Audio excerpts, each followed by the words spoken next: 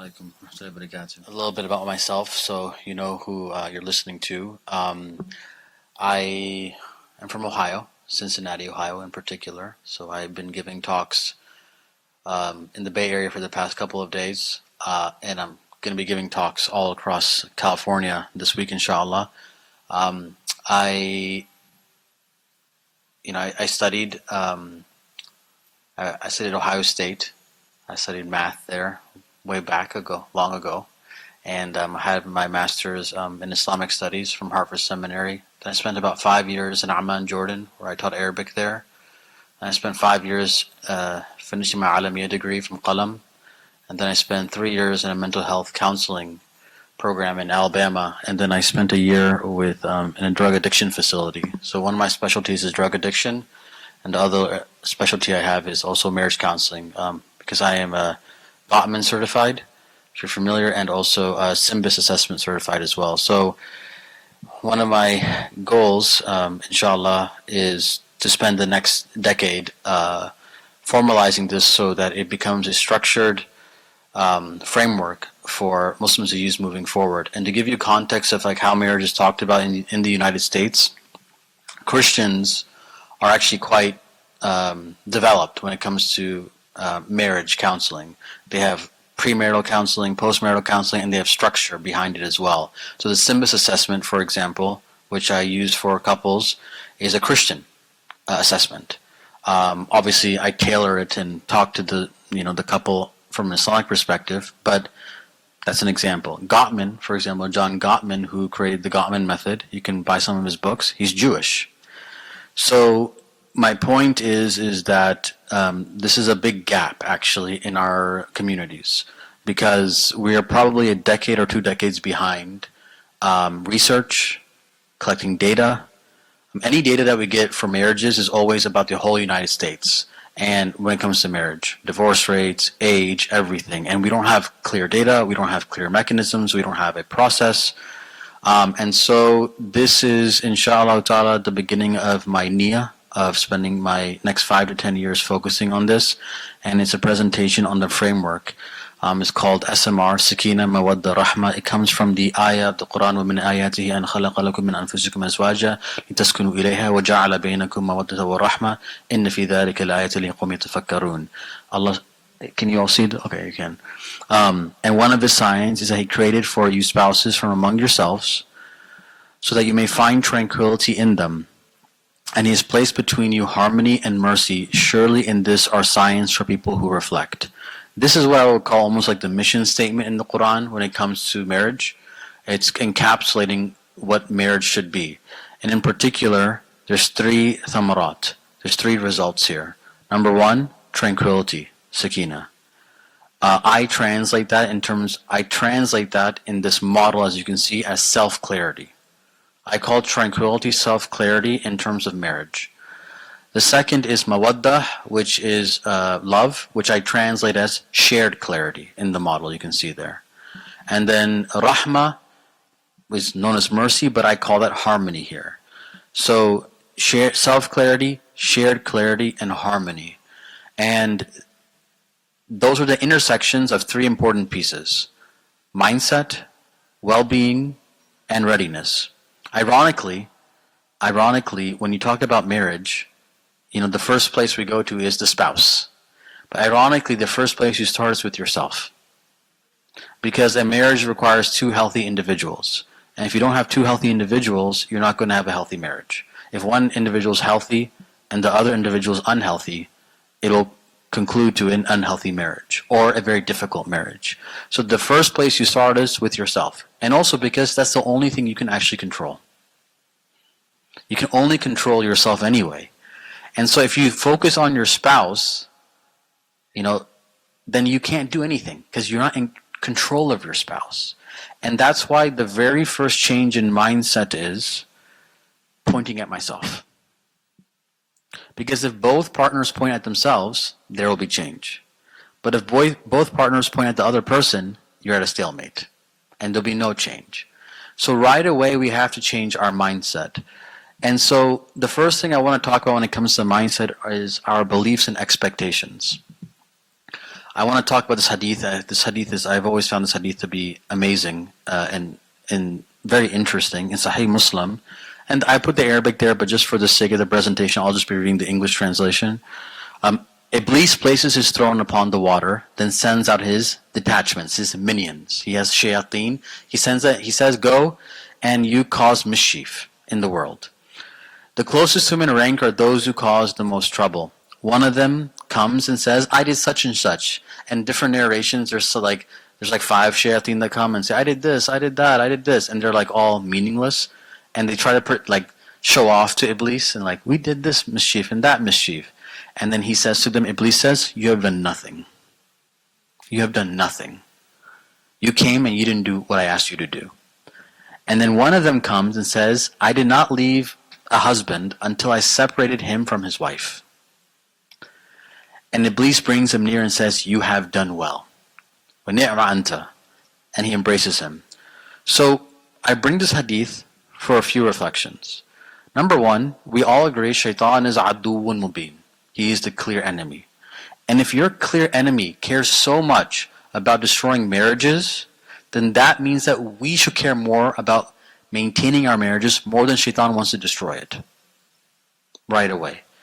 And sometimes we're very lackadaisical when it comes to marriage. We'll say, let's just meet someone, get married, and do this. But when it comes to career, you'll invest, you'll study, you'll take the exams. When it comes to other aspects of our lives, we're serious. When it comes to our kids' education, very serious. When it comes to marriage, we'll figure it out. So right away, all I'm saying is you have an enemy who cares more about it than a lot of us. So in order for you to protect your marriage or to find someone also, we have to raise the intentionality and the awareness of how important marriage is. And to further go into this point, think about this for 1 second. I have 2 kids. I've been married 13 years. I have 2 kids. So I'm not 30 years in the game, and I don't have 5 kids, but I have enough where I've seen enough where I know some things. If you get in a fight with your kid, and they don't ever talk to you again, he's always going to be my son, no matter what. That's a blood relationship. But if you and your spouse don't get along, and you separate for some reason, you go from the best friend, from your spouse, to all of a sudden becoming non-mahram strangers. They're not your wife or husband anymore. So this relationship is so important because it's so sensitive. Right? You have to continuously water it. You can't just ignore it and hope it's okay. That's not that kind of relationship. And so Imam Ghazali, rahimahullah, he mentions in Ihya al-Madin, marriage is an aid in the fulfillment of religion, an insult to the devils, a strong fortress against the enemy of God, and a cause of increase through which the master of prophets outshines the rest of prophets. So what are some myths? I just need to find the perfect spouse. Marriage will fix my loneliness, trauma, or insecurities. If I wait long enough, Allah will drop the right person into my life. Looks, money, and status guarantee a happy marriage. The wedding is the finish line. Once we're married, everything will fall into place. Love is enough to make a marriage last. I don't need to prepare. The right person will complete me. Some myths I just want to debunk here. In the Arabic language, I teach Arabic. I have an Arabic program as well. And in Arabic, in the qamus, in the dictionaries, the ulama mention that the fastest way to define something is through its antonym. So for example, they'll define khair. Khair means good. What is khair? They'll say it is not shar. It is not bad. What is tawil? What is tall? Not qasir, not short. So similarly, in order to know who your spouse is, I actually think the best way to start off is who your spouse is not. Who your spouse is not. Just a little bit of engagement. Any thoughts? Your spouse is not what? Any thoughts? Your spouse are not your parents. Very good. Anything else? Any thoughts? Yeah. Number one, your spouse is not your therapist. Very important. Your spouse is not your therapist. If we have issues that are severe issues, then we need to get extra help. We can't put that burden on our spouse and then we don't get it resolved and then we blame our spouses why didn't you help me? That wasn't their burden to take on originally. Support is different than solving deep-rooted issues. Support is, I'll take care of the kids, while you do this. Support is, if you need some money to do this, I'll help you with the finances. But support isn't, I have to drop everything and solve this problem for you. That's why I say we have to look back at ourselves. We have to, as individuals, first be healthy. So your spouse is not your therapist. As you mentioned, your spouse is not your parent. A lot of times, like if we were raised in such a way where we had parental issues, where we didn't have a father or a mother, maybe they weren't physically there, or maybe they passed away, or maybe there were some trauma-related issues, and you didn't have a father, and then subconsciously you're thinking, I want my father through my husband. Or vice versa, I want my mother through my wife, because I didn't get that as a kid. But your spouse is not your parent. They will not provide that for you. That is something that we as individuals have to process and kind of internalize before we go into a marriage. Or even if we're in a marriage, we can kind of process that still. Your spouse is not your savior. They're not going to save you. You have people who are spouses, and one may go to Jannah, one may not.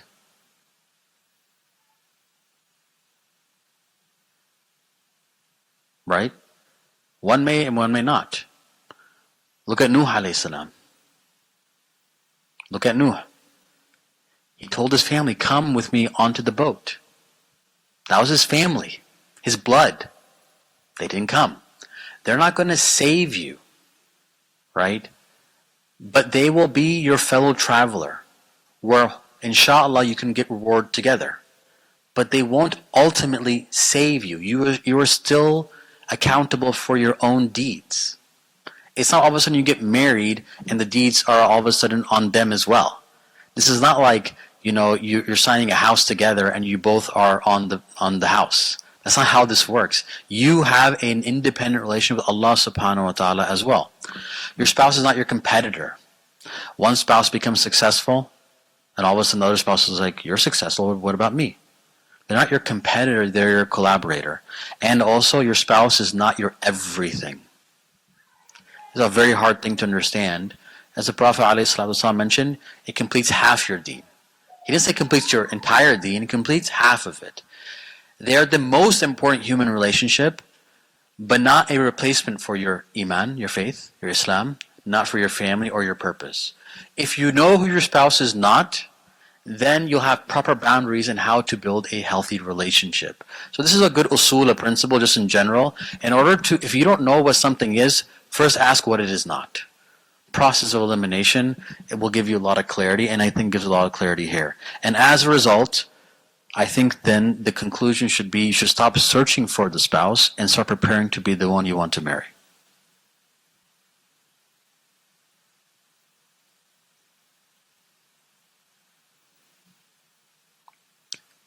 And this can also go for couples who are already married. You have all these expectations on your spouse, and you're like, you know what, let me just change myself first. And then maybe I'll raise a standard, and then that'll have them raise a standard as well. Let me start here, right? And also for those who aren't married, this idea like I gotta search and search and search for the person who's going to complete me, as opposed to let me get prepared and let me be that person. And we'll talk about this when it comes to self-concept. But in terms of mindset, when it comes to marriage, we need to be positive people. We see the hadith in Sahih Muslim, amazing is the fare of the believer. When something goes good for them, they say Alhamdulillah. When something goes wrong for them, they say Alhamdulillah. That's the mindset, that we are positive people. If you don't work intentionally on having a positive mindset, you will naturally go to a negative mindset. The negative mindset is the default. It's like a steering wheel. You're driving, not a self-driving car. Forget about those cars. Like a normal car, like I have, like a normal car. I have to steer. If you let go of the steering wheel, you will drift off from the lane. You have to always readjust to stay on the lane. Similarly, if you don't continuously work on a positive mentality, you will naturally incline towards a negative mentality. Staying positive takes work, intentionality. And that's very important when it comes to the concept of marriage as well.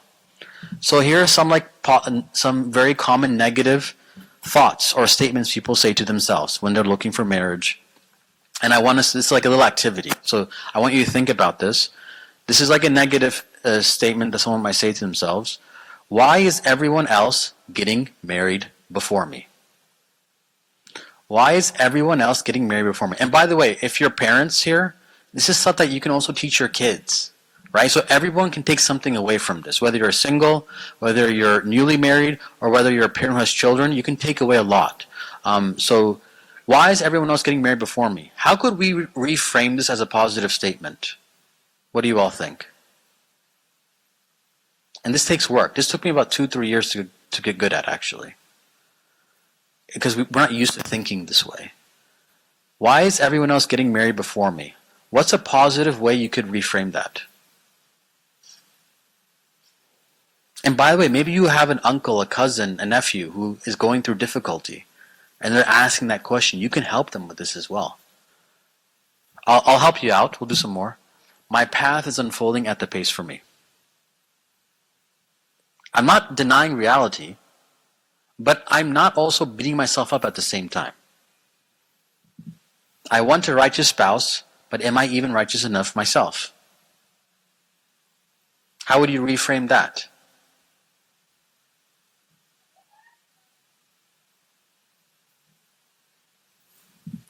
I'm becoming more righteous and grounded every day, and I'll track someone committed to the same growth mindset. You accept that you're not there, but I'm growing and I want someone to grow with me. What if I choose wrong and end up divorced?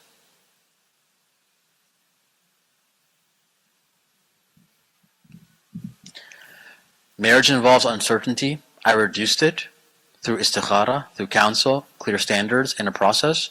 And the joy I'm seeking, like Sakina, it outweighs the remaining risk. Right? Like, you see, this is not an easy skill.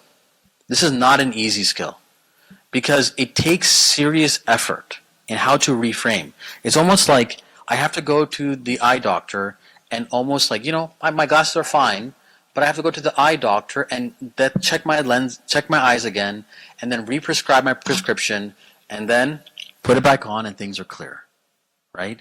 It takes effort. It's a way you see the world. Munir, right? So like, if and I want the little experiment here. If I have a piece of gum, and I go to Munir, and I say, Munir, have this piece of gum. And someone has a negative mindset. What are they assuming? Okay?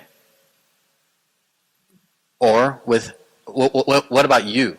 Yeah, like, is someone, like, imagine if, like, you're very defensive. I know you're not, mashallah.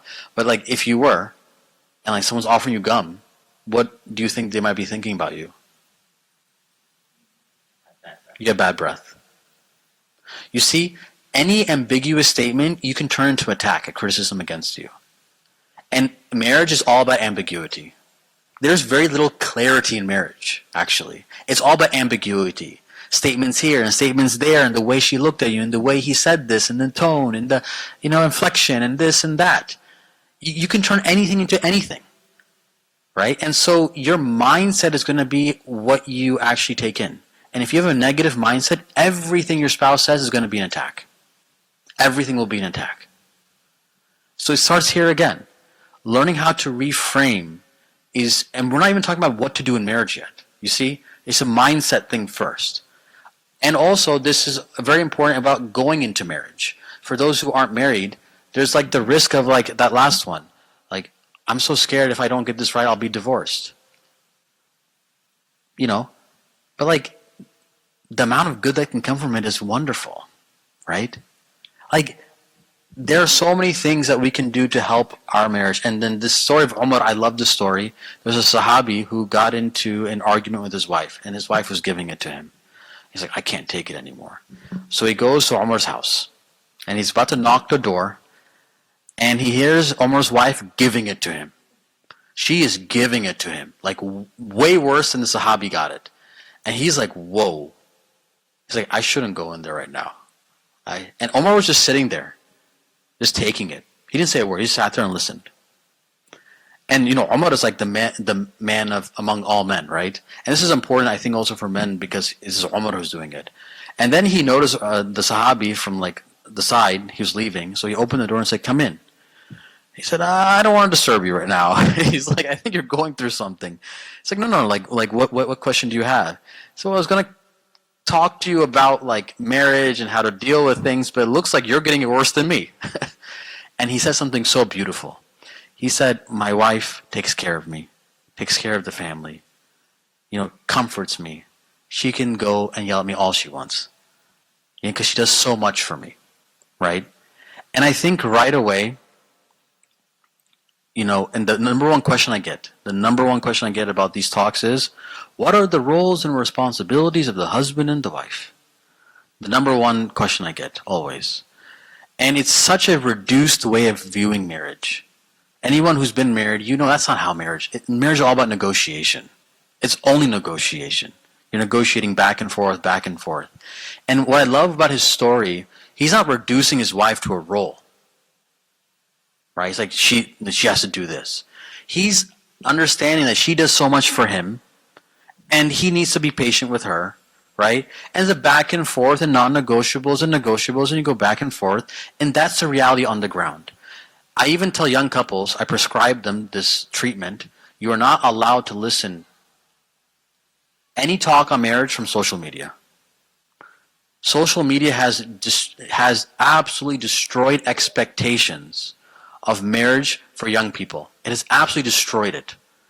The expectations are out of control and wild now, to the point I have to spend a couple of sessions just reframing and fixing all those wrong expectations, right?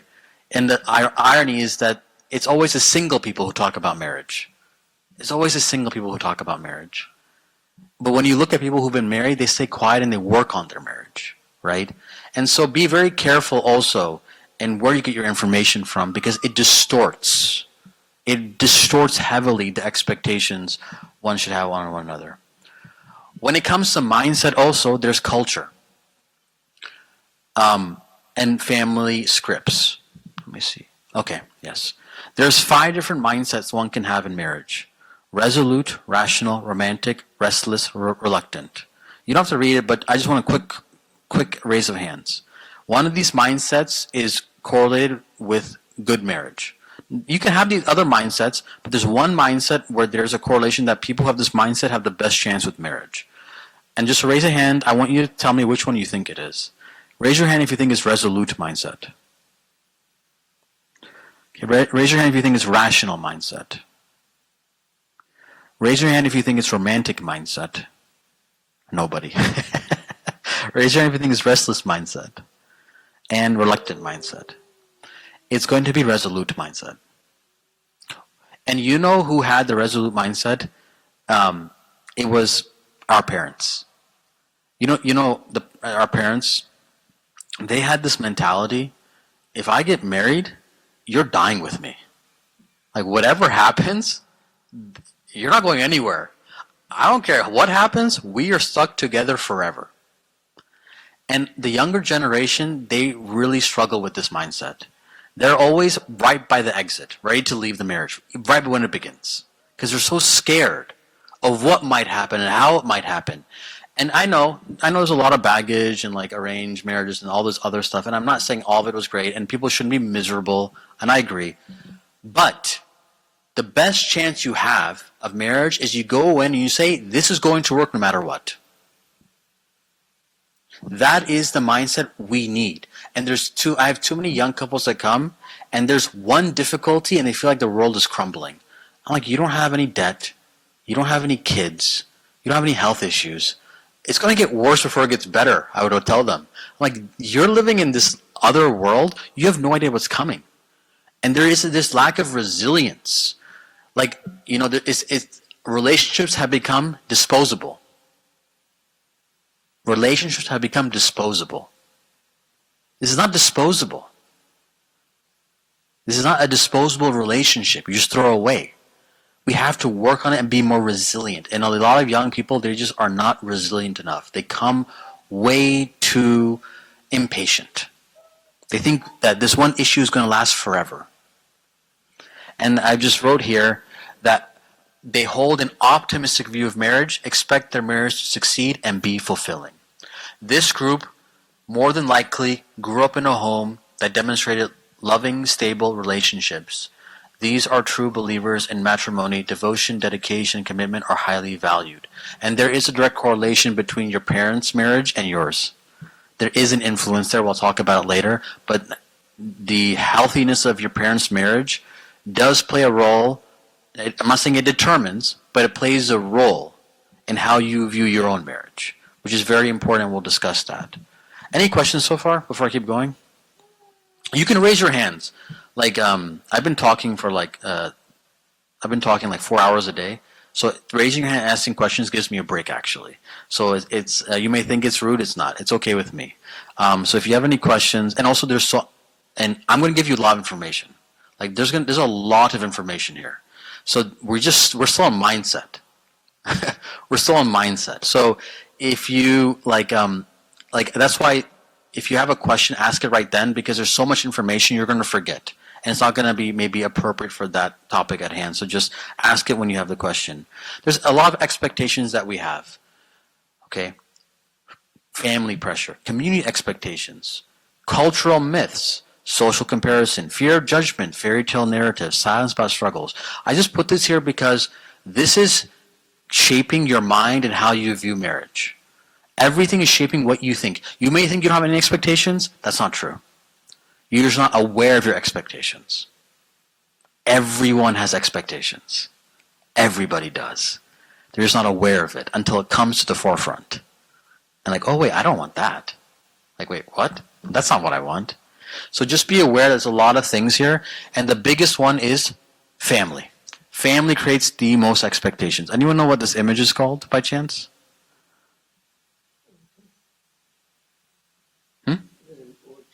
It's a chart, yeah. This is what we call a genogram.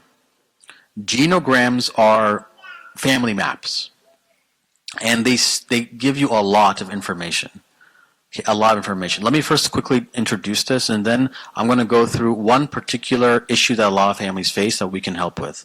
A lot of times the problems that we have are not our own individually. If you draw a genogram and you map out your family and go like your grandparents and even great-grandparents and you like do your research and figure out how all the relationships were, you will realize more times than not that issues were generational. They just got passed down from one generation to another to another. The issues that you're having, I would guess most likely that those issues that your family's having right now are similar issues your previous generation had as well. We think issues are only individual issues, but a lot of times they're family issues that have been passed down. We call that a lot of times generational trauma, as they call it, the famous term. Like it just gets passed down because the family system has not solved this. It's just been the way that you've seen life. And so this plays a big role in marriage. Because as you can see, the dynamics here, like two red lines mean that this person is close. A jagged line means there's conflict between two people. A line where it's like not meeting and there's like a gap in between, it means they're divorce or something else has happened. And so you can check, even like drug addiction, by the way, addiction falls. Mental health disorders go down the list, by the way. Oh, I have this. Well, my mom and my grandmother had it as well, right? Why is it important? Because it takes the burden off you as an individual. Like you're always like beating yourself up. Why am I like this? Why am I like this? Why am I like this? Why am I like this? It's maybe your whole family has been dealing with it actually for generations. And you will gain a lot of clarity about yourself if you understand who your family is. The biggest problem that I see in families is what we call triangulation. Triangulation. In Islam, before I get here, I'll talk about Islamically how triangulation works. There's a good triangulation and a bad triangulation in Islam. A good triangulation is a triangulation with Allah subhanahu wa ta'ala. If Allah's at the top of the triangle and the spouses are down here, the closer you are to Allah, the closer you are to each other. That's a good triangulation. And hence, so what are some practical things that you can do to get closer to Allah together? Do your ibadat together. Like oftentimes I see families at homes, they'll all pray their salah individually. Someone prays Dhuhr here, someone prays Dhuhr there, they pray Asr here, pray Asr there. Why don't you just pray together at home? You might also, inshallah ta'ala, get the reward of jama'ah in a congregation, right? Eating together is such a big one. One of my teachers, he's Syrian, he called me when I was traveling. He said, are you free to eat? I said, I'm not free to eat. I'm traveling. I'll be back in 2 days. I came back in 2 days. I saw him. I said, you look very weak. I said, I haven't eaten in 2 days. I said, what? Why haven't you eaten in 2 days? I couldn't find anybody to eat with. That's a sunnah of the Prophet ﷺ, to eat with people. I was walking, I'm staying with my friend in Oakland. I was walking by Oakland, and I saw a restaurant full of 5 men all by themselves eating. I was like, this is very weird. That's a very weird thing to see so many people in a restaurant all by themselves. Like we as Muslims, we do things together. I'm not saying that, by the way, there should be boundaries. There should be boundaries. Like, I'm not saying you can't have your own space. But eating and praying, like those two things we should do together with family. It brings barakah, right? So that's how you can come closer to Allah. A bad triangulation is when shaitan is the third party. When you're with like a non-mahram in a khalwa and seclusion, who's the third party there? Shaitan. So that's a bad triangulation. So triangulation actually is interestingly Islamic concept as well, if you like connect the dots. In family dynamics, this is from Bowen's family system theory. Triangulation is a very, very common issue among families. Very common. I want to explain this one. And this is good for family therapy as well. What is triangulation? When tension rises between two people, they pull in a third one to stabilize the issues that they have with one another. So an example, the spouse vents to the mother or child becomes the mediator. The spouses disagree, they bring the child in, the child is one who mediates it, right? This is not healthy. Triangulation in family system is not healthy because we're not focusing on the relationship at hand. There's so many examples.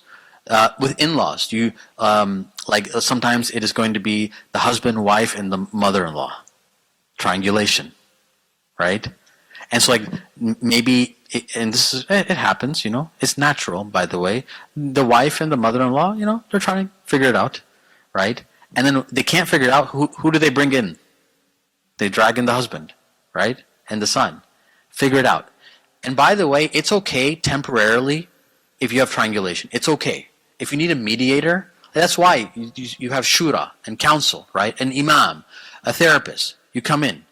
But there should not be triangulation for a long period of time. I have couples that come to me and they've become so dependent on me for their relationship to function, I actually say, I can't give you therapy anymore. Because you've become so dependent on me and you have triangulated me into your relationship. I was trying to help you, but you've now become dependent on me. And this is not healthy. Right? So it's okay to have temporary triangulation to solve an issue, but it should not last for a long time. Because what it does is it destroys relationships. Right? And as a result, you have kids, like I said, children who are triangulated, by the way, they show somatic and behavioral symptoms because of this. There are symptoms that show because of this. What are some interventions?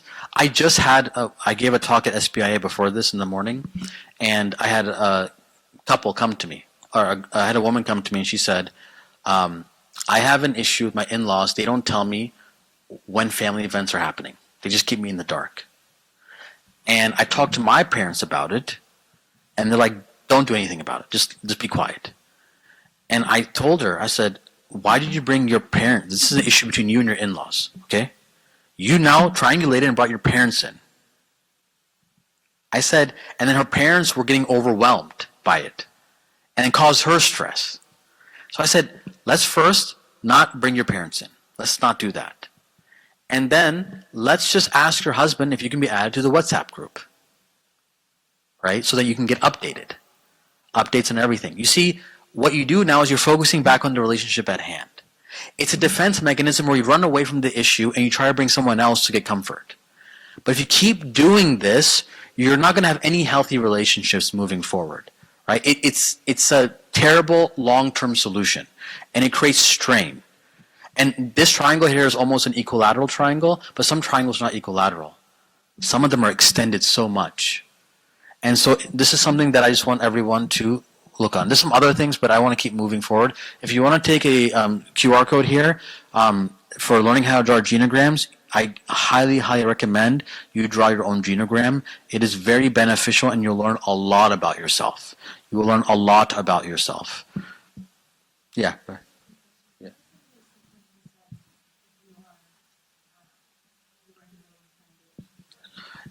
Yeah, there is going to be sometimes a fusion or a very strong attachment to one parent, and then a detachment to the other. That happens often because you usually pick sides, right? And so because of that, then, and I'll talk about this concept, but you're not able to differentiate, as they call it. Your relationship with your parent becomes fused. So you and your mom or you and your dad become like one individual, which is not healthy.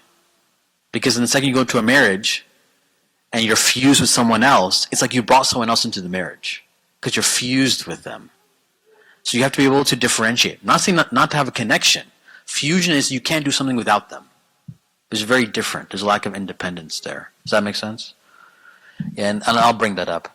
See, we're still on mindset. We're still on mindset. You see, there's a lot of mindset stuff we have to first work on before we even talk about let's get ready for marriage. And the akhirah, very important, is that how do we view marriage as Muslims versus the secular? And this is very important because, and I'll explain this in a second, but you want to be very, if you are going for therapy or marital counseling, you want to be very careful going to secular people because they have a very different world view on marriage. Very different. I have seen couples go to a non-Muslim, get divorced right away when that marriage could have been saved. I'm not saying every marriage could have been saved, but you go to a non-Muslim, they don't have the same values and the same worldview, and I'll explain some of them. The secular view is the individual is prioritized even if it means the marriage ends. Oh, you're unhappy? You gotta leave. The Muslim is we preserve the marriage as much as possible unless there is clear abuse or harm. There is a red line for us. If there's clear abuse or harm, then we have a different conversation.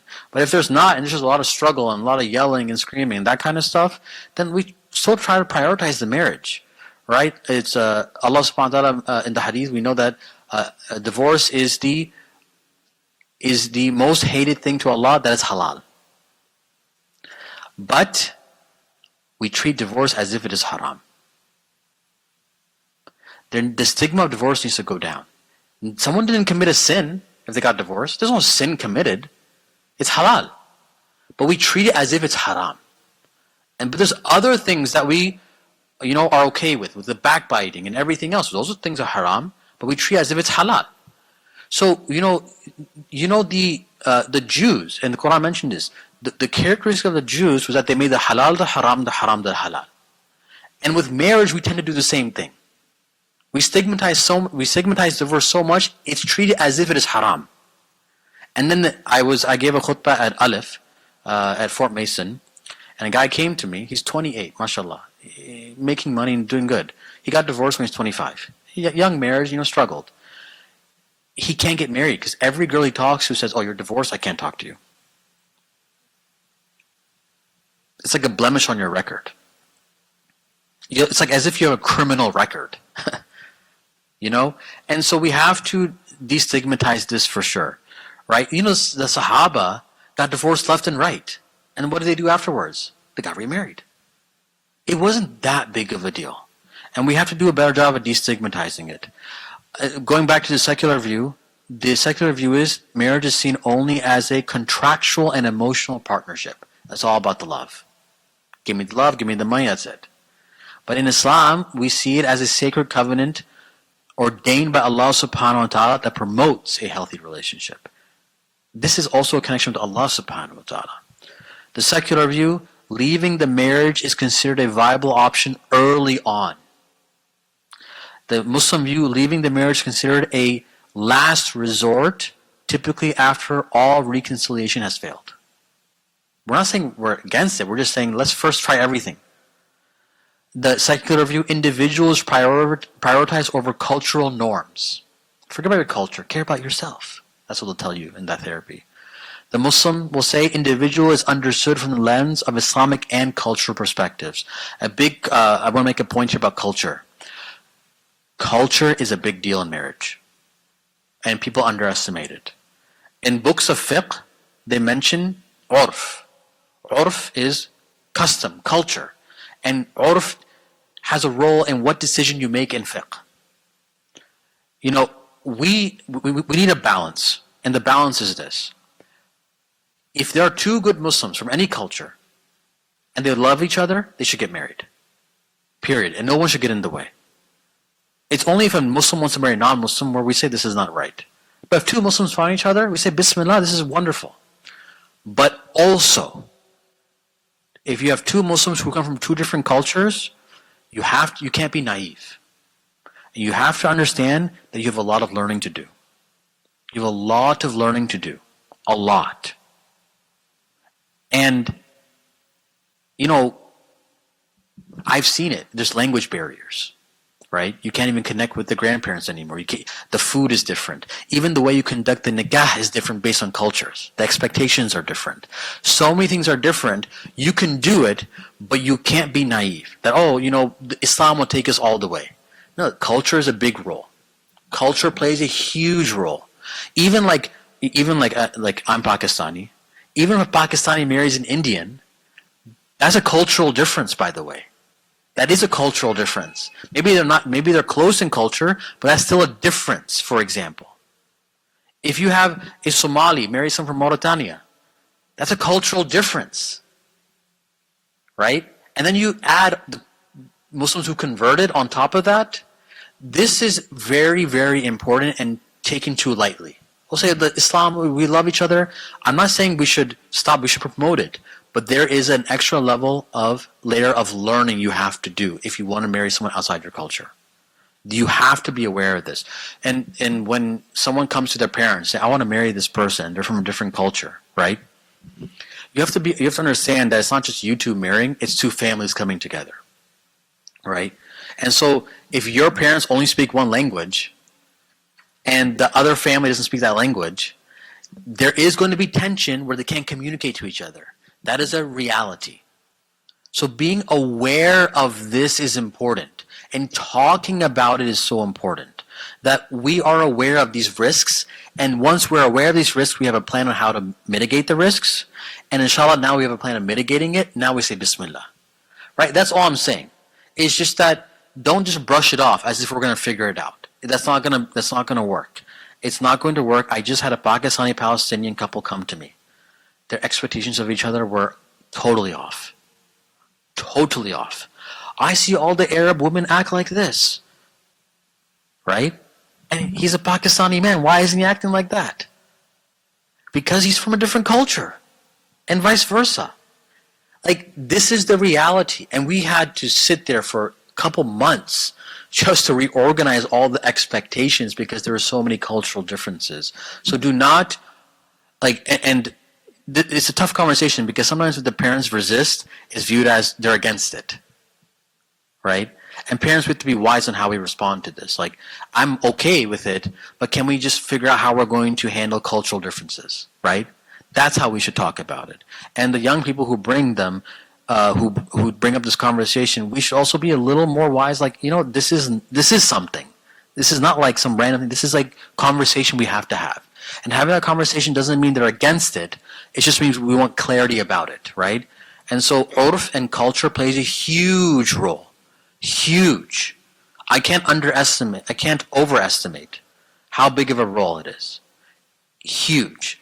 And the last thing is individuals empowered to make their own decisions, but the individual is guided to make decisions with the family in mind. We make our decisions, but we consider everything else. We're not selfish in our decision making.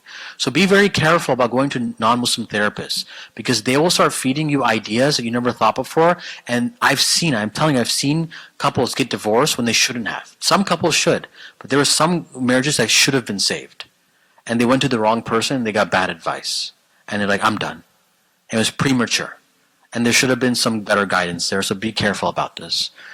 This is a very important hadith. I just want to quickly address this hadith. Famous hadith of the Prophet ﷺ, Ya ma'ashara shabab, man istata' minkum al-ba'a falyatazawwaj. The Prophet ﷺ encouraged young people to get married young. Okay, great. 2 20-year-old kids want to get married. The data shows that if you're 20 or younger and you get married, you're 3 times more likely to get divorced. That's a fact. So then someone is saying, wait, how is the evidence going against the hadith of the Prophet ﷺ? A few things. Number one, and let me see if I can quickly find it. Oh, where did it go? Here. In the 1950s, the average age of men getting married was 22.8. Women was 20.3. In 2021, the average age of men is 30.4 and women is 28.6. This is for all of America, not just Muslims. I think Muslims' age is lower than this. But just giving you a sense, ironically, the inflation of money is on par with the inflation of marriage age. It's inflating. The age of marriage is inflating. And it's not a coincidence that's inflating with the money, because it's taking longer and longer to become financially stable. So this poses the very important question. Young people, there's fitna, right? And we don't want them to fall into the fitna, right? But they're also not there, ready. And this is where I actually think parents play a huge role. I got married at 22. I've been married 13 years, so I gave away my age. But I got married at 22, okay? I was not ready. Like, I wasn't financially stable at that time. And, our parents, if you come from, like, an immigrant family, once you got married, like, get out of the house. Go on your own. We did what we did. Go live on your own, and it was just like an immediate transition, right? But I think the role we as parents play now is very different, where we have to act as there has to be a transitionary phase where we support the young people getting married financially and wean them off until they become independent. This, I believe, is the best strategy moving forward to tackle the fitna and also tackling, the lack of financial stability. And then you have like a 5-year plan. You say, we'll support you for 5 years. What's your plan for 5 years? Okay, this is your plan for 5 years. And after 5 years, we'll wean off. Right? This, I believe, is the strategy that we as parents should take. And also we as young people, I know we have egos. Oh, I want to do it by myself. Life is hard enough. Life is already hard enough. Don't deny help. Help is a blessing from Allah subhanahu wa ta'ala. Don't deny blessings. If a blessing comes to you, don't deny it. Right? And every situation is different. I'm talking very generally. I'm not saying this applies exactly to everyone, but just keep this in mind. Some other things about divorce: marrying before 20, 2 to 3 times more likely to get divorced. Education matters. Couples that were college grads and they were 26 and over when they got married, 81% of them were still married after 20 years. College grads and they were under 26, 65% were still married after 20 years. Married under 26 and high school grads, 49%. Now, the majority of the Muslim community is college grad, the vast majority. So education makes a big deal. And also this idea of like 50% divorce rate, the data is, that's not a fair statement, because a lot of America is only high school grad, right? So that data is including everyone else. So my point is that we want to be very careful in how we talk about divorce, because it can create irrational fear in people. It's not as bad as people say it is. And that's why social media is so bad. It's creating such irrational fear among everyone. Everyone's so scared to even take the next step, right? And so just be very careful on what the narrative is behind data. And just like, the best time to get married, that depends on you. What are some pros of getting married young? Larger pool of people, right? You have more people to choose from. There are now, I I think in just the past week I had like 10 women in their 30s asking, can you find someone? Do you know any men? There are many women now in their 30s looking to get married, and that is, the pool is not as large, right? And that's something we have to talk about and how to figure out, and that's a whole nother conversation. But there is opportunity. It's just that we have to work harder. What I tell people who are struggling finding a spouse, treat it like a full-time job. Treat it like a full-time job. You only have to find one person. It doesn't matter if you get 99 rejections. You just have to find one person. That's it. So, if you look through 100 people, you only have to get it right once. That's good. Those numbers are in your favor. But treat it seriously, treat it like a full-time job. Like actually look, go travel, go to all these, conventions. Keep looking, keep doing it. And you will find someone, inshallah. Don't give up. Don't give up, because I've seen it. But I think some guys and women, they give up too easily. They give up too soon. Keep pushing, keep pushing. I would even say, don't start making any conclusions until you've met at least 100 people. After that, then say, yeah. After that, then tell me that you couldn't find someone. But if you only talked to 10 people and tried meeting 10 people, that's not enough. And also, the other thing I'll say about this is, California's not the only place, and also America's not the only place to find people. There's a world out there, by the way. There's a world that exists. we limit ourselves immediately. We say we can only look here, only look there. Like, the whole world is out there. And there are many American citizens who live abroad, by the way. If citizenship is an issue, like I want to marry an American citizen, you can find many American citizens abroad. Like, it's not like the end of the world. So open up your options as well. Anyway, I'll just, some other things here. So that's that. Now, well-being, okay? Are we okay so far? Are we still interested, or should I just pause here? Okay, keep going? Okay, inshallah. All right, well-being. Self-concept. What is self-concept? It's the third line. It reflects the gap between your real self and your ideal self. When people are looking to marry someone, they have their ideal self in mind, and they compare potential spouses to their ideal self. And they're like, why can't I get married? Because you're comparing your ideal self to everyone else. When in reality, we should compare our real self to everyone else. And that takes a lot of humility. It takes a lot of humility about my weaknesses, my strengths, and you can learn a lot about yourself through your parents. Ask your parents, what are my weaknesses? What are my strengths? If your parents are still alive, ask them, because they'll give you great insight. They're not going to tell you just randomly. You have to ask them. Hey, can you give me insight of what you think I'm good at, what I'm not good at personally? Ask, people who know you well. Can you just give me honest advice and feedback? You should ask 5 people who are close to you to give you honest feedback. Hey, I'm looking to get married, and I need honest feedback of what you think my strengths and weaknesses are. It's a challenge. You will know more about your real self. And you know what's ironic? When you do that, you'll hear weaknesses you never knew, but you will also hear strengths you didn't think you had. It's good on the other side. I'm better than I thought maybe, actually.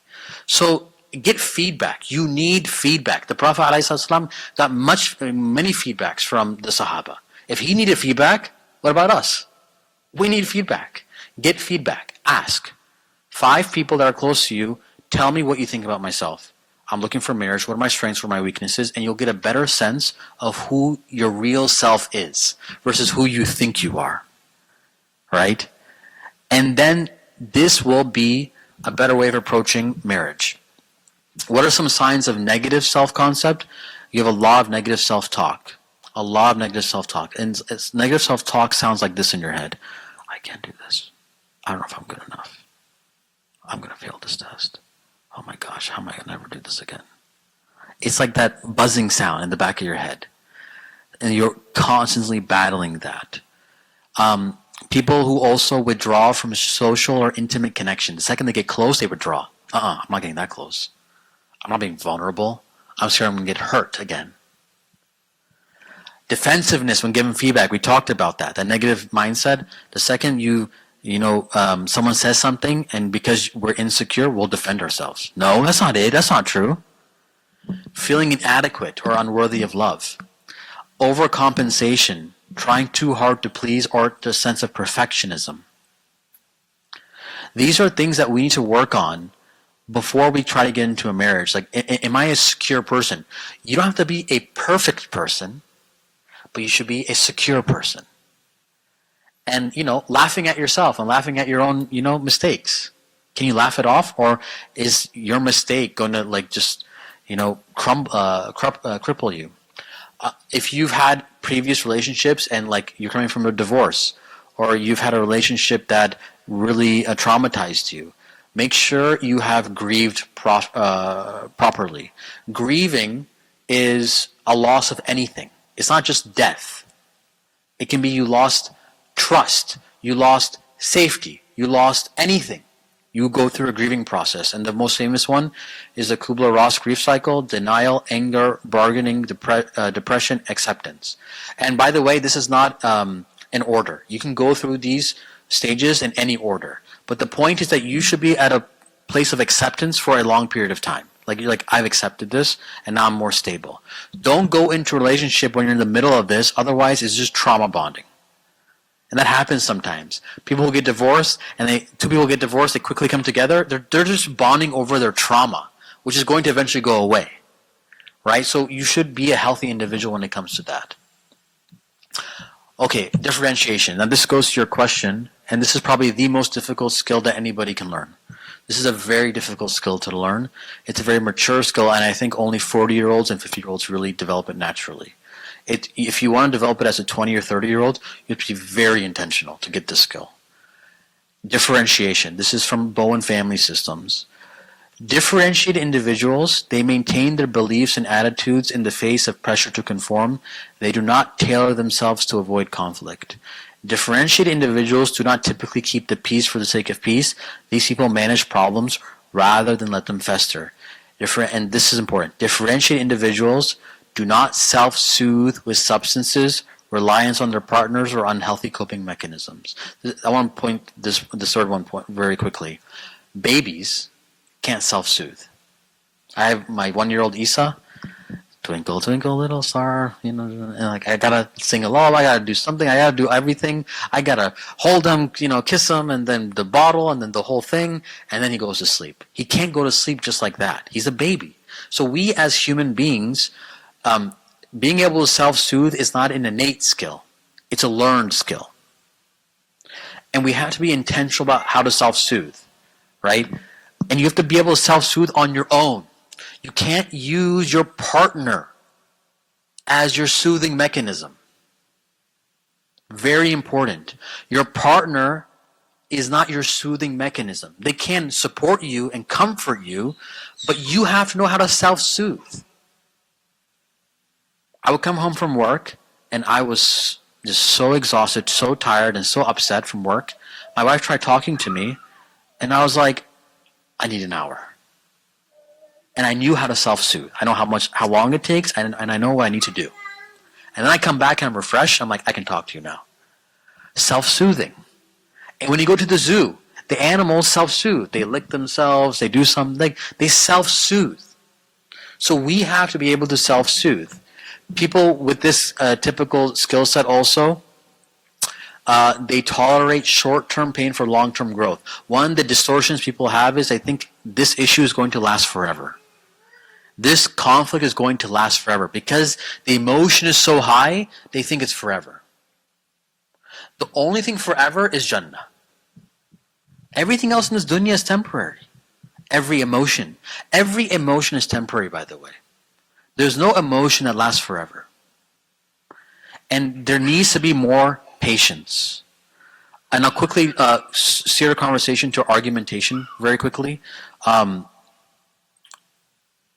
Argumentation is not a sign of a bad marriage. There's no evidence that couples who argue have a bad marriage or at least a divorce. There's no evidence at all. Sometimes when you get older, you're just like fighting with your spouse because they're right there. That's my wife. I'm going to fight with her right now. It's just like it becomes fun after a while. Oh, she's just going to pick a fight with me. Okay, we'll just fight a little bit. After a while, fighting is just like, it's second nature. Like, I'm just going to fight with them. But how do you contain those arguments is more important. A couple of things about conversations very quickly. In Salah, how do you enter Salah? You raise your hand and say Allahu Akbar. How do you exit Salah? Assalamu alaikum wa rahmatullahi wa barakatuh, right? When I pray in front of my daughter and I say Allahu Akbar, she's quiet. Because she knows I've entered into Salah. The second I say Assalamu alaikum wa rahmatullahi wa barakatuh, she jumps on me. Because I've exited Salah. She knows when I've entered and exited. One of the most important things with conversations is you should know that you both have entered and exited a conversation. Not just randomly started talking. So a couple of things to help argumentation. First, do a check-in with your spouse. Hey, how are you feeling today? I had a horrible day. Yeah, then don't bring up the conversation. Right? Timing. If they had a horrible day, and then you're going to bring in like a heavy topic on top of that, it's not going to go well. It's not going to go well. Okay. Let's say, for example, they had a decent day. It was okay. It was a normal day. Okay. Hey, I was thinking, can we talk about this thing right here? And they're like, I'm really tired right now. Okay, can we talk about maybe like in a couple hours when you're more refreshed? You see, like getting permission to enter in a conversation is half the battle. If you both have agreed with intention, we're in this, then the conversation will be much more fruitful. Okay, so have a muqaddimah and entrance.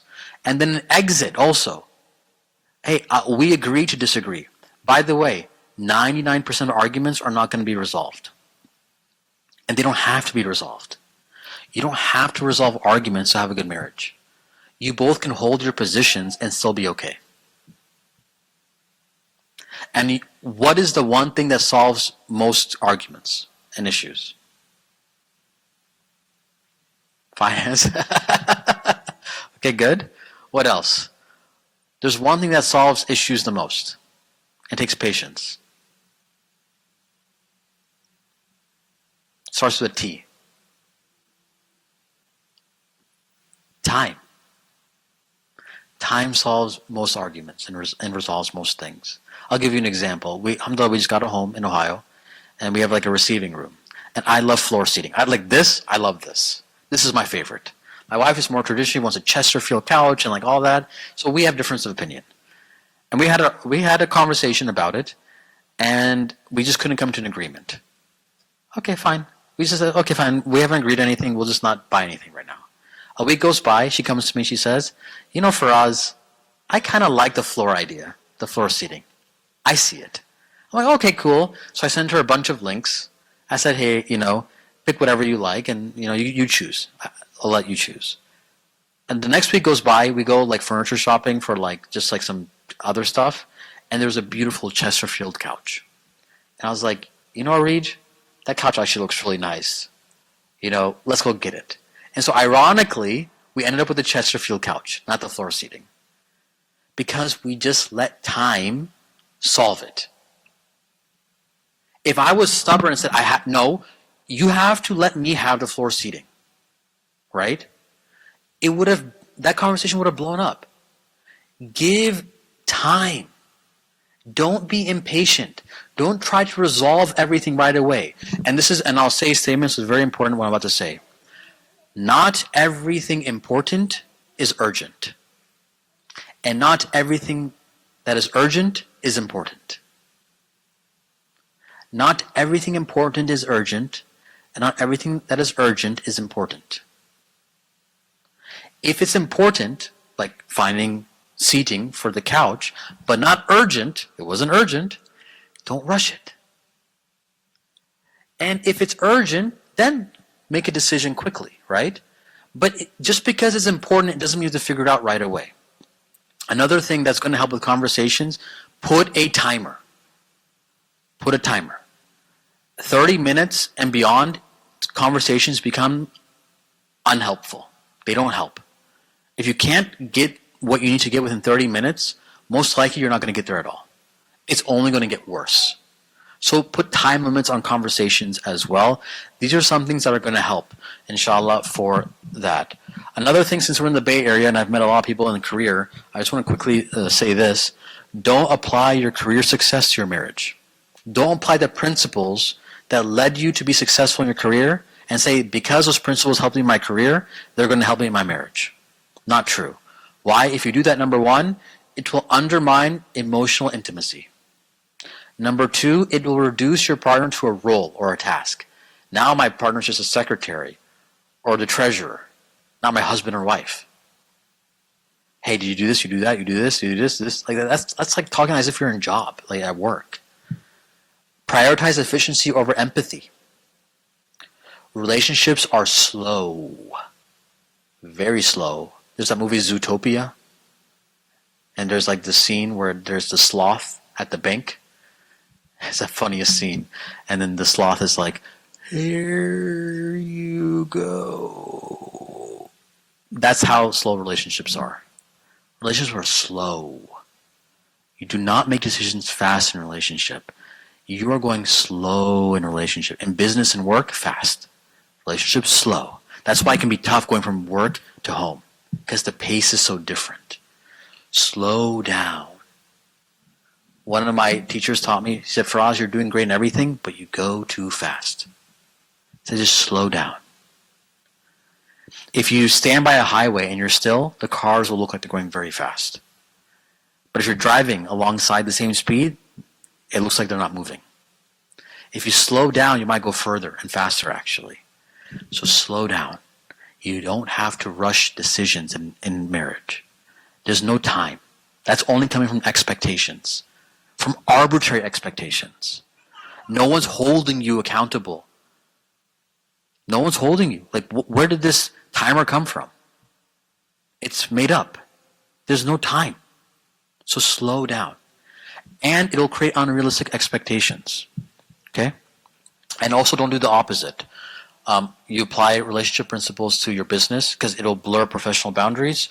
It will slow down your decision making. It will favor feelings over outcomes and lead to conflict. That's more like business stuff. But it's just good. If vice versa, it's important to know this. Okay. Last thing about well-being, emotional regulation. We need to know how to reduce our emotions. One thing I'll say very quickly is that our vocab in emotions is very poor. Anyone know what the emotional wheel is? The emotion wheel? You should type it in. I wish I put it in the slides. Maybe next slides I'll put it.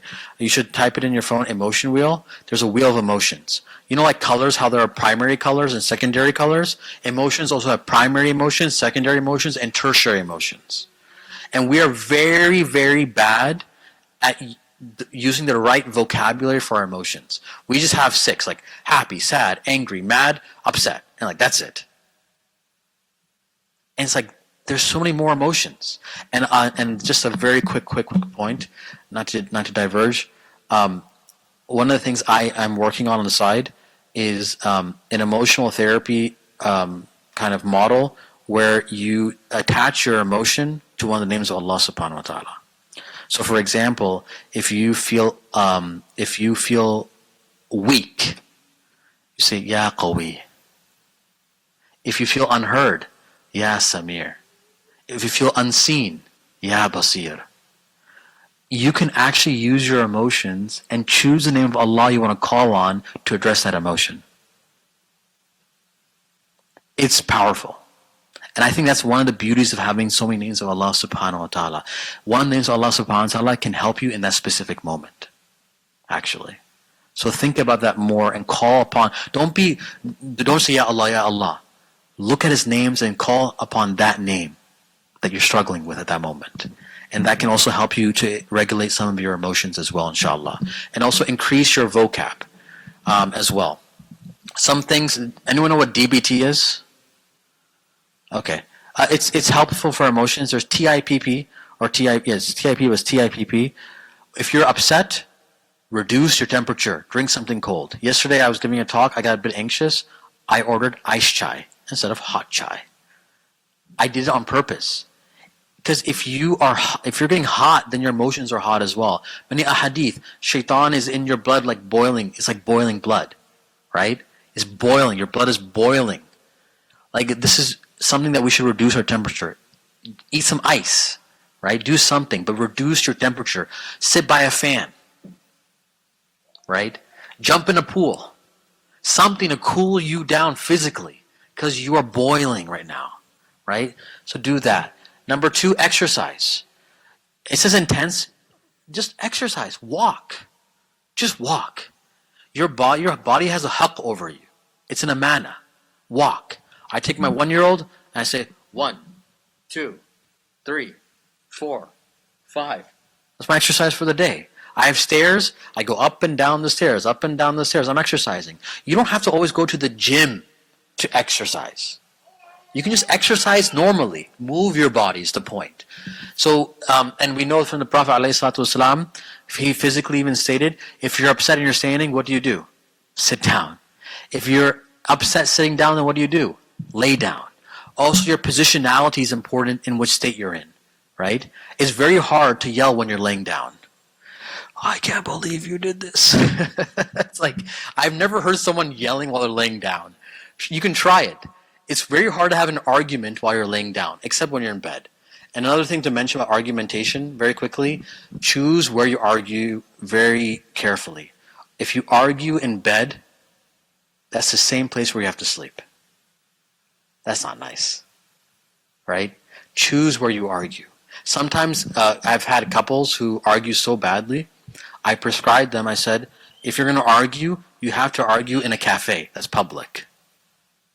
And then it's so funny because they'll go and like, I can't believe you did that. No, I can't believe you did this to me. This is, like, they're whispering and arguing, but they needed that because they need an environment that will control their yelling, for example. I even had, I prescribe sometimes, if you can't talk it out, email it out. It works. You may not think it works. It works. I've had couples where we say, you are not allowed to argue at all in person. You can only argue via email or writing letters to each other. And it works. You know why it works? I'll tell you why it works. And this is actually this is where ChatGPT comes in. If you want to say something to your spouse or your beloved one, write whatever you want to say in ChatGPT and put all the nasty words in there. Whatever you want. Catharsis, right? Just get it out. And then tell ChatGPT, can you organize this and make this seem more like legible and just like the message is clear? And it'll do that, and then you'll send it.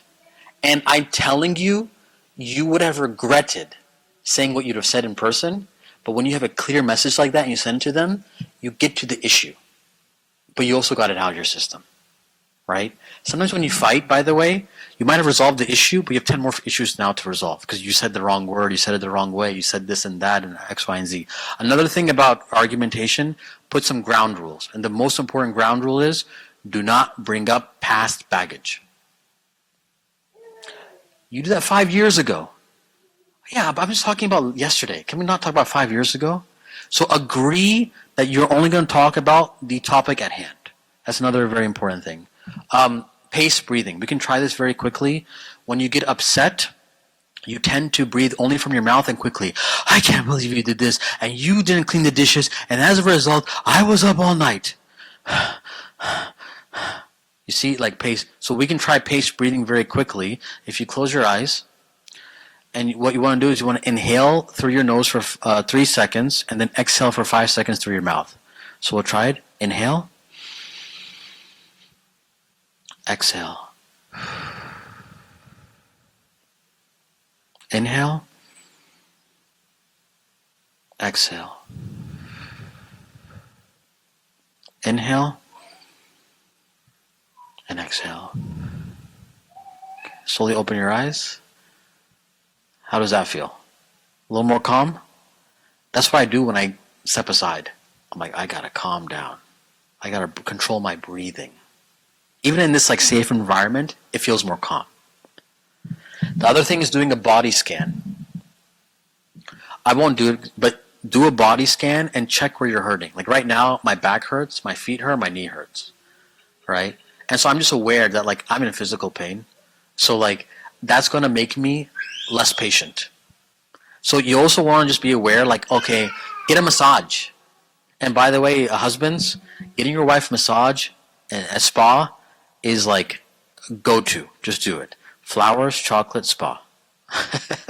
Like it's not that. It's really not that difficult. Flowers, chocolate, spa. You do those three things, you'll be in decent shape. Not best shape, but decent.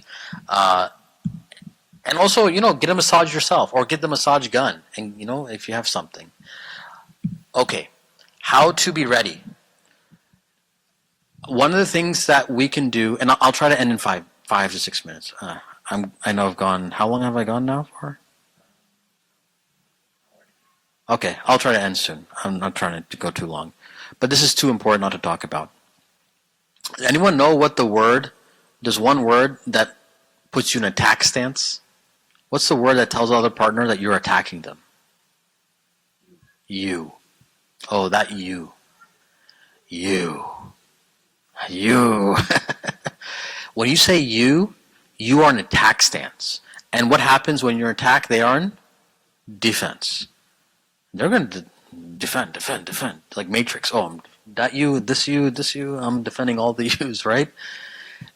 Now, try to avoid the word you and try to use I or we. So like, for example, if I'm upset at my wife, maybe, and I say, for example, like maybe my wife forgot something, okay? She forgot to order food for dinner, let's just say, okay? Not that she does, but I'm just making an example. And I'll say, you forgot to bring the food? You didn't remember? You didn't think that, I worked all day and I needed dinner? Versus, I could say, yeah, I'm really hungry and really tired right now, and food would really help. Right? I'm not ignoring my feelings, but I'm just saying me. I'm talking about myself only. And she's like, yeah, I know. Like, can we go somewhere really quickly and get food? Sure. I'm just hangry. I'm hangry right now. Right? And just saying it like that goes a long way. Now, in the event where there are you statements, which you can't avoid sometimes it happens, one of the things, and husbands need to do a better job of this, women are better, they're not perfect, but men have a lot more training, and I try to help husbands with this more, is reflecting. And this is one of the biggest issues between spouses, is that the wife says that my husband doesn't listen to me. And I will give you something that if you do this, it'll make your life way easier. Reflect. My professor, he taught me that every conversation has a rhythm to it. Some conversations are like this. Some conversations are like this.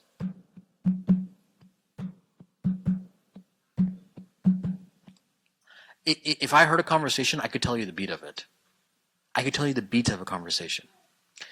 What happens oftentimes is when two people come to a conversation, they're on different beats, different rhythms. And it takes a second to sync. The best way to sync is through reflection. And here are some things that you can reflect. You never listen to me. You feel unheard. You never clean the dishes. You're overwhelmed with chores. You are never home and always working. You feel alone without me. As opposed to responding, that's not true, I am home. That's not true, I cleaned last week. That's not true. You see that response right away, the defense? If you just reflect that emotion right away, I did this with a brother, and he was really bad at it, like very, very bad, and his wife was like complaining about this, and we tried it in the session, and I said, you are only allowed to say to her, you feel. And you put the emotion. That's it. And she's like, it's performative. I'm like, let's just try it. I said, you feel this. She went on, you feel this. She's like, yeah, you feel this. You feel this. And at the end, she was like, this was the first time I felt like I was being heard. And he's like, that's all I had to say? You feel, you feel?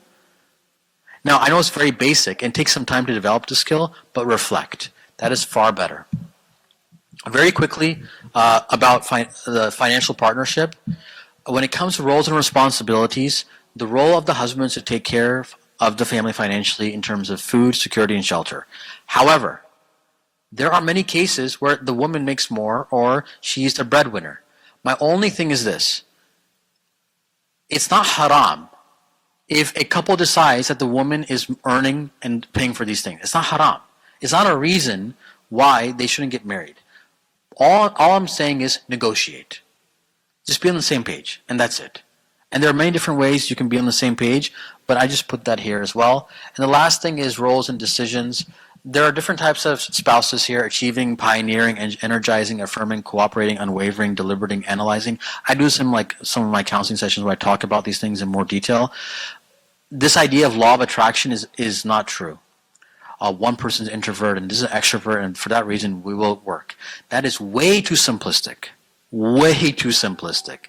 There are two introverts I know, they're great. They're a wonderful couple. There are two extroverts I know, wonderful couple. This idea that like your opposites will attract is not true. Law of awareness, though, is important. Being aware of yourself and the risks involved and preparing for that, that is going to be what makes you successful, inshallah ta'ala.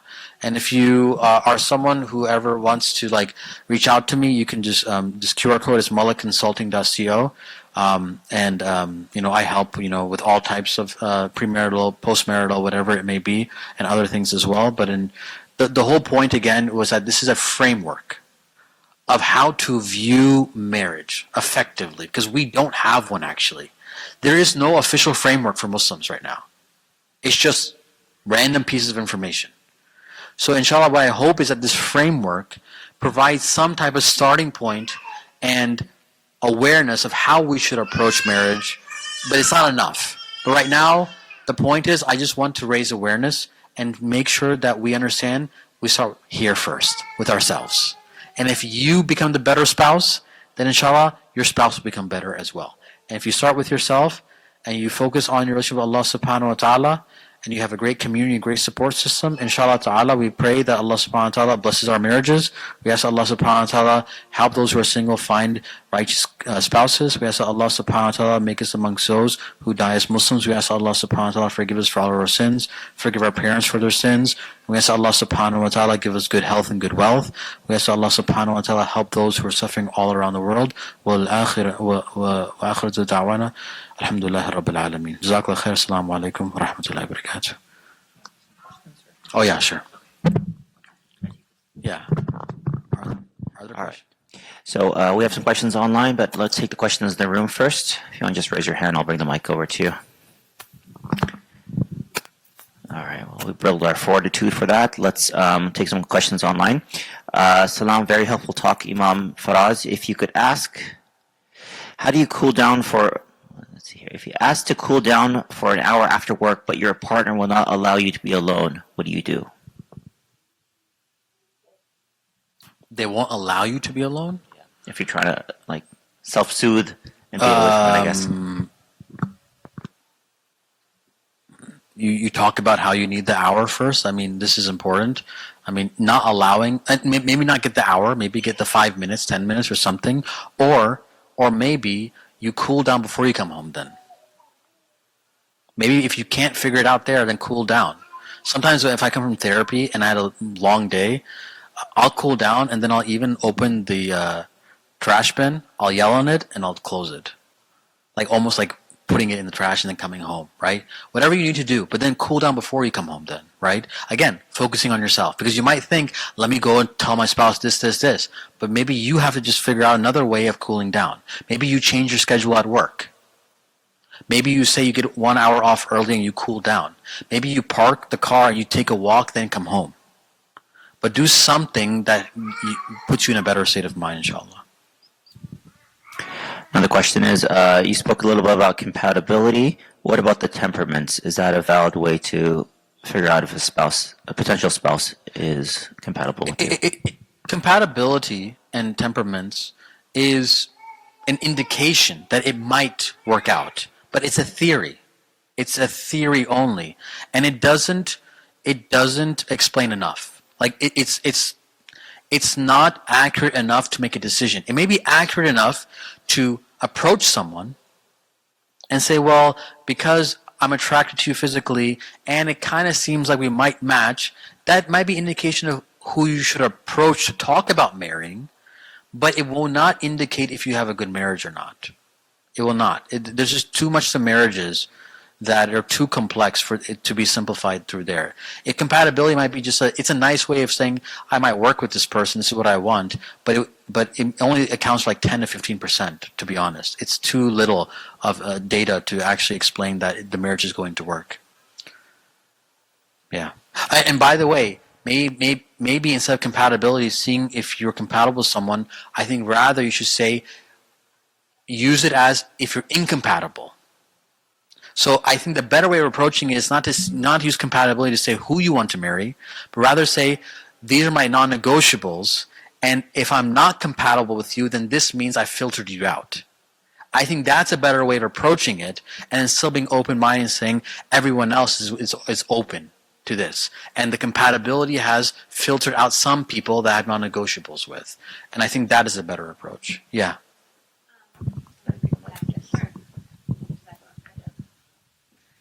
Assalamu alaikum, first of all. I have a question regarding how you navigate dynamics where you and another party are in very different parts of your journeys and like developing the tools to meet each other's needs, emotional needs in particular. And it's just like, it's hard to reconcile where each of you are. For example, sometimes the other party may not even be willing to like entertain these types of solutions and these types of conversations. What would you do in that situation? Could you, by chance, give me something specific that I can work off of? Yeah, like let's say you are trying to navigate conflict with somebody and that other person is like unwilling to even discuss like the reason for that conflict or what they may be holding that's causing this to happen, but meanwhile the other party is like eager to resolve it or try to talk it out, for example. Yeah, it sounds like there's two different approaches of how to resolve conflict. So when you have two different approaches, the general idea is that you would both kind of meet each other halfway. That's one thing, as opposed to like saying I'm here and you're there and neither of us are going to move. Sometimes one party has to go all the way to the other side and then bring them slowly, right? Having a third party sometimes temporarily, if the situation is so bad, getting a third party involved. I'm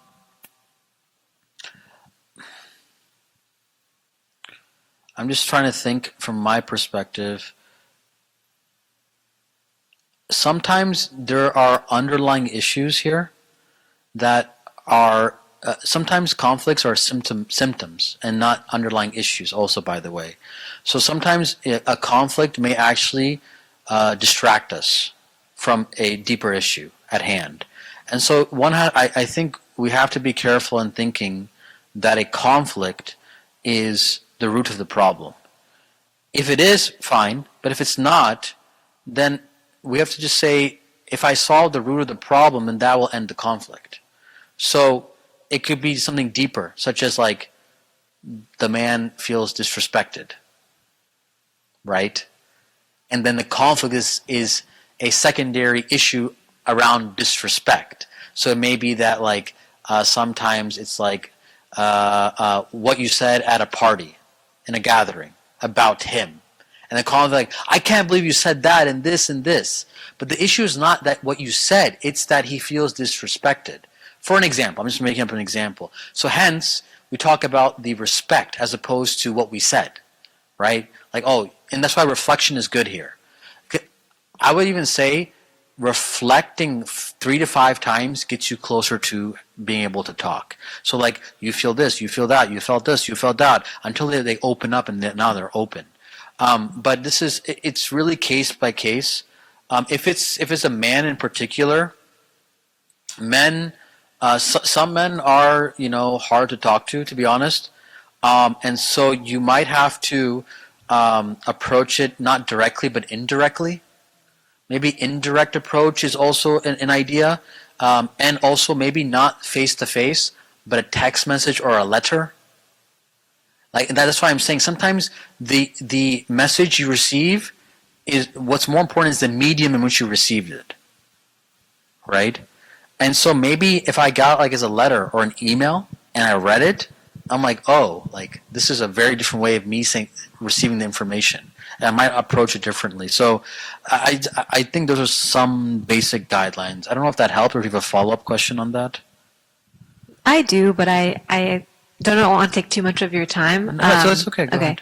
So I think that's a great way to tackle this particular example that I shared. Okay. But I find that many of my experiences that I have, I'm not married, but meeting and talking to men. Okay. Is that they are many, and I don't want it to be a point fingers. They are like this, women are like this, but I often experience this thing where a lot of people aren't willing to even engage in the reflection process or in any form of developing emotional intelligence for whatever reason that is. And there's no recognition of why that would be important in a relationship with a spouse. It's viewed very functionally and Yes, in it terms is. of paying bills and having Yeah. a family, but that's all. Yeah, and most men operate on that level Yeah. in the beginning of a marriage, especially because that's how we talk about it. And the way men talk to other men is very just very simple. It's all about resolving things and just having fun and relaying. But this emotional kind of talk is not something that men are used to amongst one another. I think a good framework also is the 5 levels of awareness, pre-contemplation, contemplation. Let me quickly find the 5 levels here so I can quickly tell you. And I think a very good way of approaching this is that I think of the hadith of the Prophet ﷺ. He says, this is not hadith of the Prophet, this is a qawl of Ali radiallahu anhu, where he mentioned that you talk to people according to their situation. So the 5 stages are pre-contemplation, contemplation, preparation, action, and then maintenance. Okay, so if someone pre-contemplation is you haven't even thought about it, maybe what you're talking about, guys are there, and maybe you're all the way at preparation stage or action stage, you're further along. I don't think in terms of awareness we should be more than 1 degree ahead of somebody else when talking to them. So you might be talking to them from a preparation stage and they're pre-contemplation. You're not going to be able to talk because you're too far away. So you might have to drop down to contemplation stage, down to their level, and be oh, okay, so what do you expect out of marriage? Oh, okay, in this scenario, what do you think you would do? Something more basic, because it seems like you're much further along. And so if you're so much further along, you might have to just come back, maybe just be a stage ahead of them, and just get them to that next stage. So your goal, okay, let's talk about this very quickly. Pre-contemplation would be something oh, marriage is all about, just transactions of me paying and that's it. And you're no, we gotta talk about emotions and stuff like that. Okay, so they're pre-contemplation. And your goal is you want to get them to contemplation. So the way you get them contemplation is, how do we raise that awareness? Hey, what role do you think emotion plays in marriage?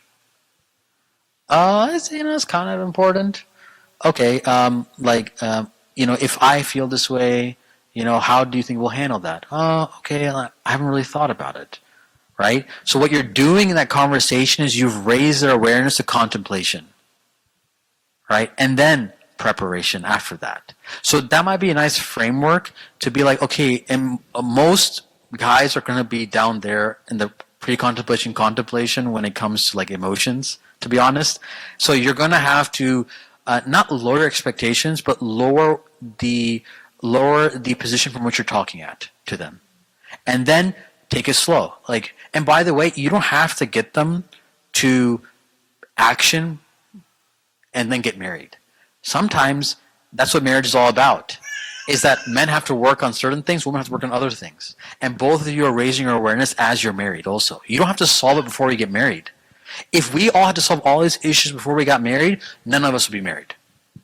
That's another thing, right? Part of being married is you grow together also. So I think at the very least, they should be at least at a contemplation or preparation stage, right? Just get them there, and they'll grow into it. And throughout your marriage, you just keep working on it, and keep raising the awareness. And the men will do the same with their wives as well. And you both will grow in different ways. So I think that might be a better answer as well, inshallah. Yeah, Jazakallah khair. Thank you so much. You're welcome. Any other questions in the room here? Okay, let's take some more questions online then, inshallah. So one question here is, does the Imam recommend premarital counseling for young couples? Let's say you think you found your potential spouse. Should you go for premarital counseling? I think the question If the couple is under the age of 25, I think it's necessary. I think it's a mandatory. The amount of stuff that you have to know and have to handle, you're not going to figure out on your own.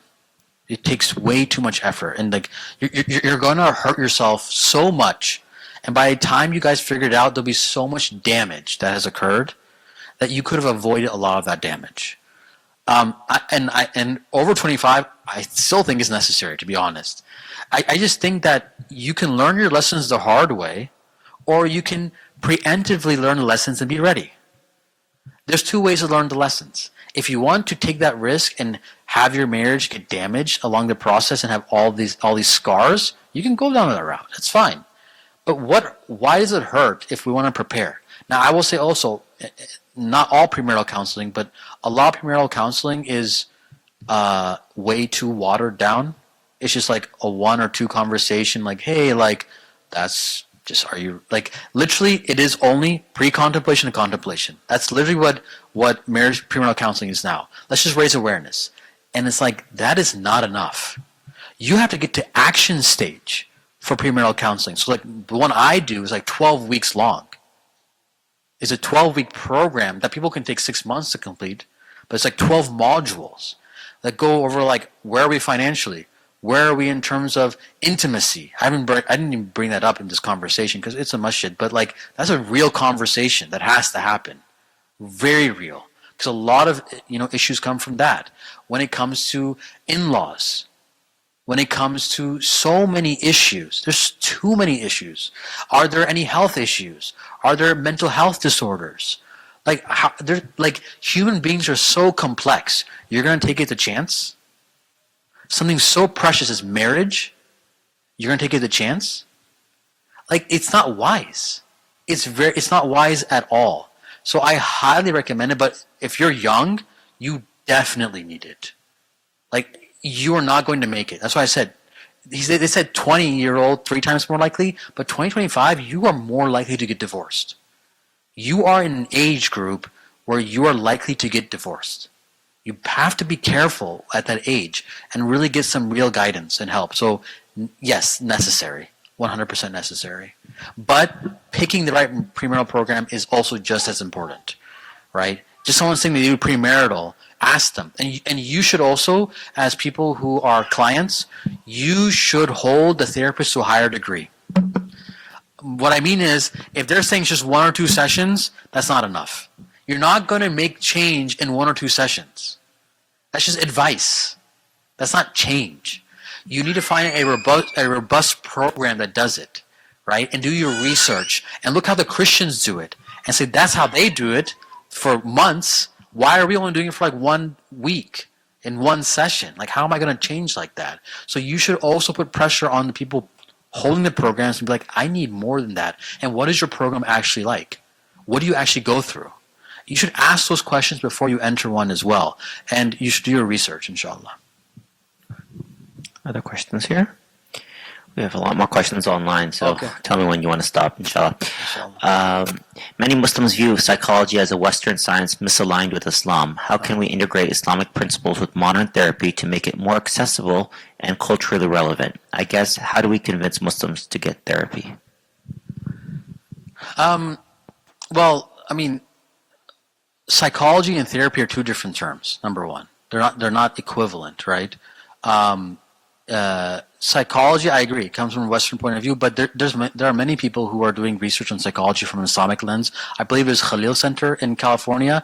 Like, there's a lot of research out there now that this idea that you can approach psychology from an Islamic perspective, I think that's been pretty much debunked. You can look at Dr. I think Homan's books as well, and there's even books on OCD, on other things. So this idea that it might have been true 20 years ago, that when psychology was spoken about, it's only from a Western point of view, but I think that boat has sailed.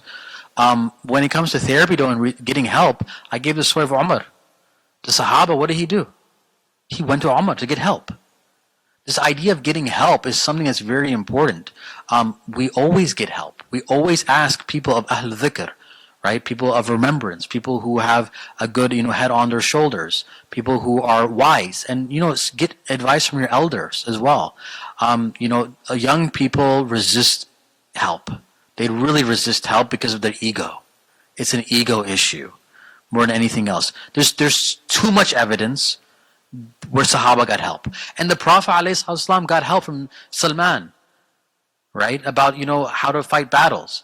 If the Prophet ﷺ is getting feedback and help, who are me and you? Like, we need more help, not less. So this idea we can't get help, but I mentioned triangulation. It's okay to get a third person involved, but it shouldn't be so long where you become dependent on them. That is, I think, the boundary you should place. And I think maybe that's where the question is coming from, possibly, that like the help has been there for too long and we become dependent on them. Then yes, I agree, then triangulation is not healthy in that sense. Wallahu alam. Bismillah. So one other question is differences in parenting like discipline a means for divorce? Like if one person overdoes it and if one has a different view of discipline and it actually works, and if it works but the partner doesn't want to change their parenting style? I mean, this is a parenting question, but I think just in general is that the parents should both be in agreement of how they want to address their child. And by the way, when I say agreement, I don't mean that they have to address their child the same way. They maybe agree that you handle the kids this way and I'll handle the kids this way. That could be an agreement as well. But what's most important is the child has proper expectations of how they're going to be parented. Like, it's not fair if like they don't know what's happening and all of a sudden they just get parented one way. Like, there should be expectations, right? Like I give my daughter 3 strikes and then she gets a timeout. Like, that's how I discipline her. Aya, listen. Aya, can you do it? Aya, this is my 3rd time asking you now. And after the 3rd time, then there's a consequence. And then she still doesn't listen. And I'm like, Aya, what's next? Time out. So she understands. She's expecting it. It's not out of the blue, right? And you want to ease children into disciplining. Like going from 0 to 100 is not right. You want to be able to ease into it and then give them an idea of like where you're headed. And I think that's important. But one of the things is that we should not, as parents, disagree in front of them how to parent them. Because they're like, wait, my bosses are like not agreement? Like, that's weird. Like, what's happening here, right? So always be on the same page and make sure your message to your kids is unified. Because your kids don't view you as individual people. They view you as a unit. So make sure your message as a unit is the same. It could be that your dad's going to discipline you this way, and your mom's going to discipline you this way. That's okay. You don't have to discipline the same way, but explain it to them as one message. Wallahu alam. Okay, maybe we'll make this our last question. Okay, inshallah. Bismillah. When looking for a partner, what would you say is the most important single question to ask your potential partner? There are questions you should ask. If I had to pick one, I would just say, on a scale of 1 through 10, how serious are you about getting married? Because if they say 10, then you can move forward. But if they say like a 3 or 4, then you're wasting your time, right? And that can at least help you not waste your time, right? And you can save time, right? And that's the best thing you can do, not waste your time. And there are many people who are like, You'll know a lot when you ask that question. On a scale of 1 through 10, how serious are you about getting married? You can do a follow-up. If we agree, would you be ready to get married next month? And you'll know who you're talking to. You'll know their state of mind. On the scales of like intentionality, pre-contemplative preparation, all that stuff, you'll know if they're in action stage, preparation stage, pre-contemplative. Like if you're talking to someone's pre-contemplative stage, they're not ready. They're still thinking. They're not even thinking about it. They're like They're like forced in there. Action stage is someone's like, I'm ready. And if you say yes and all the non-negotiables are met, I'll marry you tomorrow. Like, that's an action mentality. So you want to first gauge where they are at there. And then once you know, then you can create a timeline in your head. Okay, if they're always pre-contemplative, then I have to spend 6 months of building them up, and possibly in those 6 months it may not work out, right? So you understand the risk you're dealing with. So just get the person's awareness of like how serious they are. I think that's the first question. But you shouldn't stop there. You should ask more questions. Yeah. Jazakallah khair, Imam Malik. Beautiful. Thank you for your Jazakallah khair, insights. Jazakallah And khair. very practical.